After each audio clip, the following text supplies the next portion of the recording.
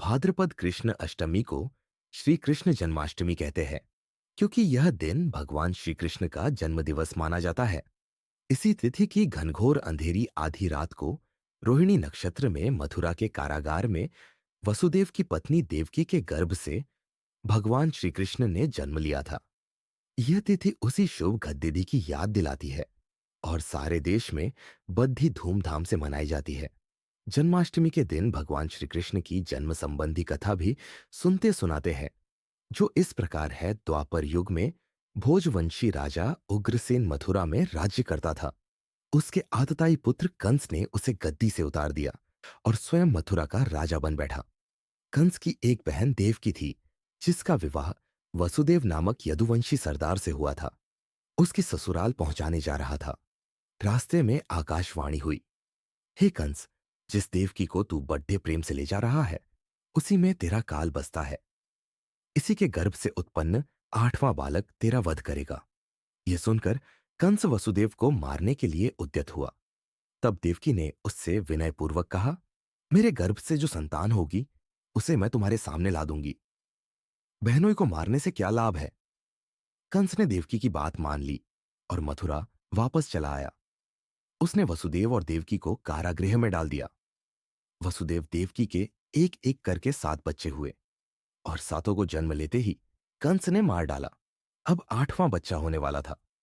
कारागार में उन पर कड़ी इडी पहरे बैठा दिए गए। उसी समय नंद की पत्नी यशोदा को भी बच्चा होने वाला था। उन्होंने वसुदेव देवकी के दुखी जीवन को देख 8वें बच्चे की रक्षा का उपाय रचा।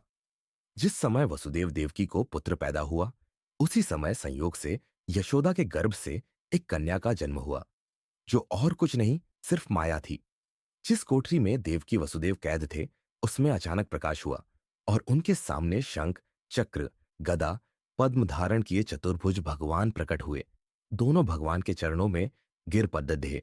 तब भगवान ने उनसे कहा, अब मैं पुनः नवजात शिशु का रूप धारण कर लेता हूं। तुम मुझे इसी समय अपने मित्र नंद जी के घर वृंदावन में भेज आओ और उनके यहां जो कन्या जन्मी है उसे लाकर कंस के हवाले कर दो। इस समय वातावरण अनुकूल नहीं है, फिर भी तुम चिंता न करो। जागते हुए पहरेदार सो जाएंगे, कारागृह के फाटक अपने आप खुल जाएंगे और उफनती अथाह यमुना तुमको पार जाने का मार्ग दे देगी। उसी समय वसुदेव नवजात शिशु रूप श्री कृष्ण को सूप में रखकर कारागृह से निकल पड़े और अथाह यमुना को पार कर नंद जी के घर पहुंचे। वहां उन्होंने नवजात शिशु को यशोदा के साथ सुला दिया और कन्या को लेकर मथुरा आ गए। कारागृह के फाटक पूर्ववत बंद हो गए।